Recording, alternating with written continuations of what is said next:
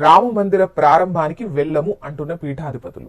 అయోధ్యలో ఈ నెల 22న జరిగే రామాలయ ప్రారంభోత్సవానికి తాను హాజరు కాబోవడం లేదని గతంలో పూరి శంకరాచార్య చెప్పారు. ఈ కార్యక్రమం నిబంధనలకు విరుద్ధంగా జరుగుతోందని అన్నారు.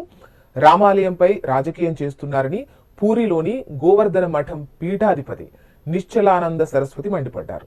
ఈ కార్యక్రమానికి తాను దూరంగా ఉంటున్నట్టు వెల్లడించారు. తాజాగా ఆయనతో జత కలిశారు అటు ఉత్తరాఖండ్ జ్యోతిష్ పీఠం శంకరాచార్య స్వామి అవిముక్తేశ్వరానంద సరస్వతి. ఈ కార్యక్రమానికి నలుగురు శంకరాచార్యులు హాజరు కావద్దని ఉత్తరాఖండ్ జ్యోతిష్ పీఠం శంకరాచార్య స్వామి అవిముక్తేశ్వరానంద సరస్వతి అంటున్నారు. సనాతన ధర్మ నిబంధనలను దృష్టిలో ఉంచుకొని ఈ కార్యక్రమం నిర్వహించడం లేదని, తాను ధర్మశాస్త్రాలకు విరుద్ధంగా వెళ్లలేనని, అందుకే ఈ కార్యక్రమంలో పాల్గొనడం లేదు అంటున్నారు. పూర్తిగా ఆలయాన్ని నిర్మించకుండానే ప్రాణ ప్రతిష్ఠ చేయడమేంటని ప్రశ్నించారు. ప్రధాని నరేంద్ర మోడీ గర్భగుడిలో ఉండి విగ్రహాన్ని తాకుతారు. దీనికి రాజకీయ కోణం ఇస్తున్నారు. శ్రీరాముడి ప్రతిష్టాపనను గౌరవప్రదంగా చేయాలి. నేను దీన్ని వ్యతిరేకించను, హాజరు కాను అని పూరి శంకరాచార్య అన్నారు.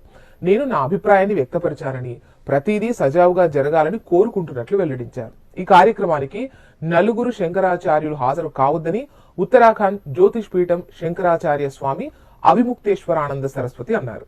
సనాతన నిబంధనలు ఉల్లంఘించినందుకు హిందూ గురువులు ఈ కార్యక్రమానికి హాజరు కావడం లేదని ఆయన హరిద్వార్లో చెప్పారు.